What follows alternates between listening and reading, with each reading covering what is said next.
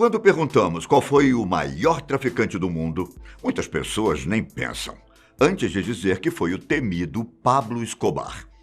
De fato, Escobar fez fugas surpreendentes, esteve na lista dos mais ricos, tinha uma reputação de criminoso mais procurado do mundo e era muito talentoso para enganar as autoridades. Todas essas características fizeram Pablo Escobar ser famoso, mas elas também poderiam descrever a vida de El Chapo, considerado por muitos um traficante mais poderoso que Escobar. Atualmente, El Chapo está em uma das prisões mais seguras do mundo. Você consegue imaginar como é estar em um presídio como esse? Meu nome é Ivan Lima e hoje eu conto como é a rotina de El Chapo na prisão. Joaquim Artivaldo Guzmán Loera, mais conhecido como El Chapo, é um dos homens mais perigosos do mundo. Eu poderia ficar esse vídeo inteiro falando apenas das crueldades que ele já cometeu. E ele não está em uma prisão de segurança máxima à toa. Em 1993, depois que a polícia da Guatemala o prendeu e o deportou para o México, El Chapo foi condenado a nada mais, nada menos que 20 anos de prisão. Lembrando que isso era em 1993, quando ele não tinha cometido tantos crimes como cometeu nos anos seguintes. Porém, assim como Pablo Escobar, ficar preso não mudava em nada. Ele continuou liderando o cartel, fazendo subornos que garantiam uma vida de luxo. Ele ficou preso durante muitos anos, mas no dia 19 de janeiro de 2001, El Chapo fez uma fuga digna de filme. Ele conseguiu escapar da prisão de segurança máxima de Puente Grande, segundo contam, dentro de um cesto de roupa suja. Outras pessoas dizem que ele conseguiu escapar usando um uniforme de polícia, depois que um guarda facilitou a fuga. Mais de 70 funcionários, incluindo o diretor da prisão, foram detidos por terem ajudado na fuga do criminoso. Quando um traficante consegue corromper todo o sistema de uma prisão, passamos a acreditar que é impossível fazer justiça no mundo. Durante os 13 anos que El Chapo esteve em liberdade, ele reconstruiu seu império. Apesar de uma recompensa de $5 milhões por informações que pudessem levar à sua prisão, ele continuou agindo no tráfico. Seu patrimônio era tão grande que, em 2009, a revista Forbes o colocou na lista dos homens mais ricos do mundo. Em 2012, sua fortuna era estimada em $1 bilhão. No ano de 2013, a Comissão do Crime de Chicago passou a considerar o traficante como seu inimigo público número 1. O primeiro criminoso a ter esse título depois do famoso mafioso Al Capone.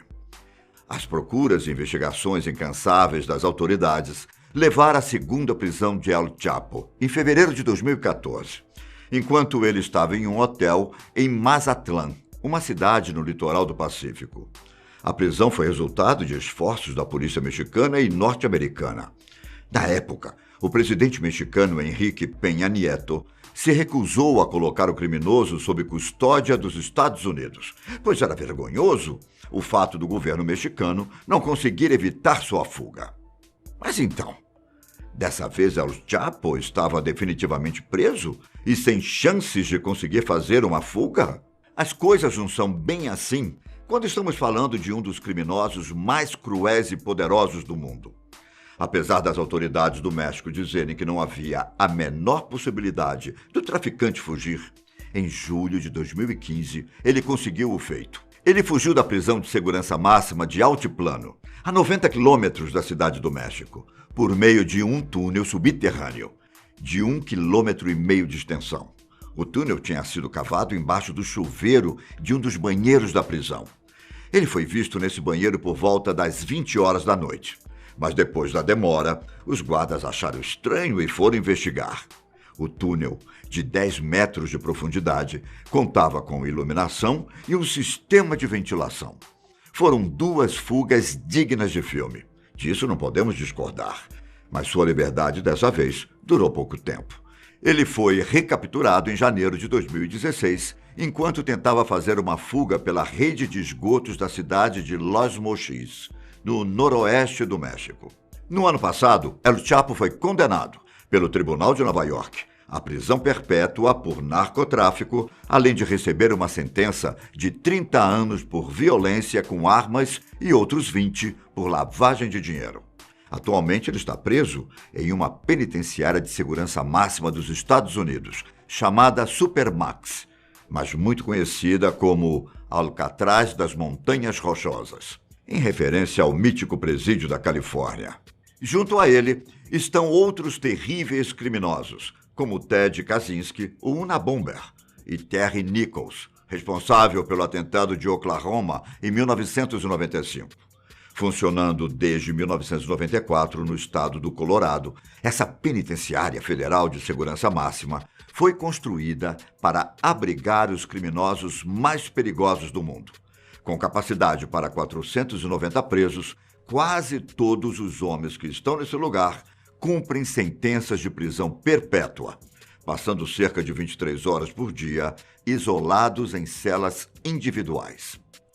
Segundo os administradores da prisão, o local foi projetado especificamente para evitar fugas e também para impedir os detentos de ferirem os guardas ou uns aos outros. O objetivo é fazer com que os presos fiquem o mais longe da interação humana. Para muitos, a penitenciária ADX Florence, como é conhecida, é um dos lugares para desoladores do mundo. Até existem prisões deprimentes, mas nesse caso, estamos falando de um local que é despido de humanidade. Mas como é ficar preso numa prisão como essa, hein? Bom, segundo informações da BBC, cada cela individual tem cerca de 7 metros quadrados. Além disso, são devidamente equipadas com cama, uma mesa e um banco. Mas, para evitar que os presos se matem ou machuquem os guardas, todos os móveis são feitos de concreto. Além disso, existe um móvel que é uma combinação de pia e vaso. O chuveiro tem acionamento automático, onde é preciso apertar um botão para cair água por alguns segundos, provavelmente para o preso não se matar afogado.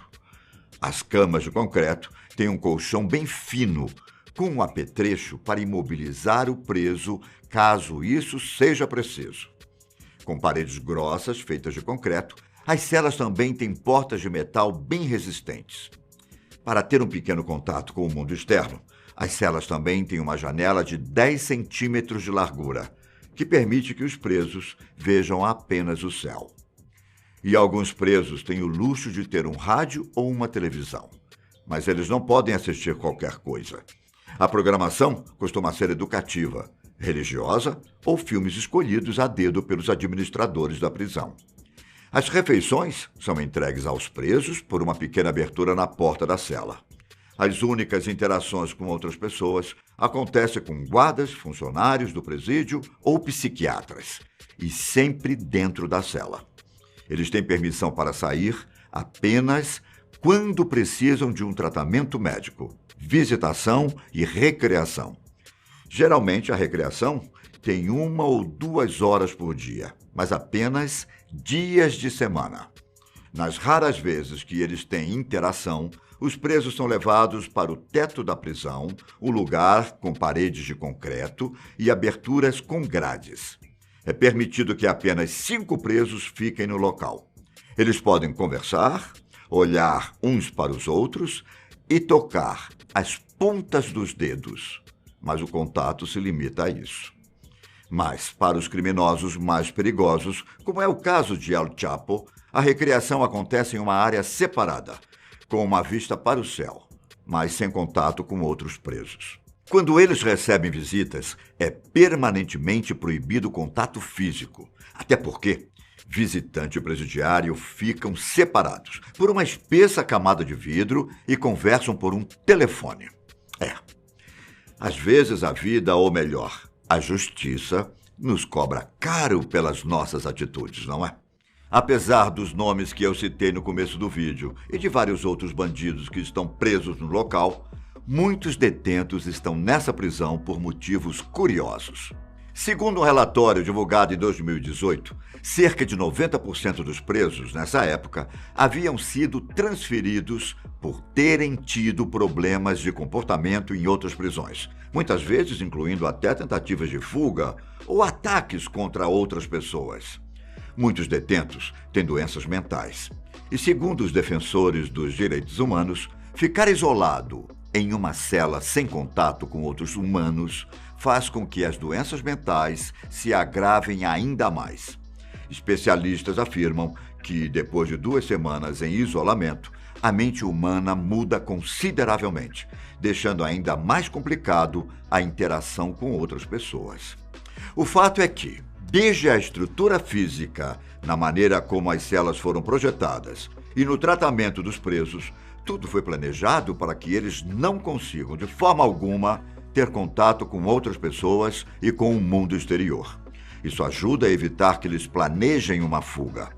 Para outros, esse tipo de tratamento é o jeito mais fácil de destruir a mente de uma pessoa. Realmente, a vida do crime não compensa.